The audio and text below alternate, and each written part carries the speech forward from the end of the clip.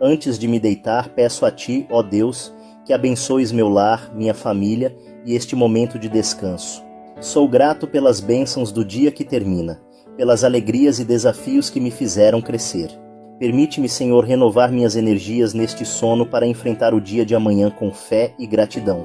Agradeço o dom da noite que se aproxima, pelo descanso que restaura minha mente e meu corpo, e pela esperança de um novo amanhecer. Que cada respiração tranquila seja um elogio à Tua misericórdia. Ao despertar, que minha alma transborde gratidão pelo presente da vida e da saúde.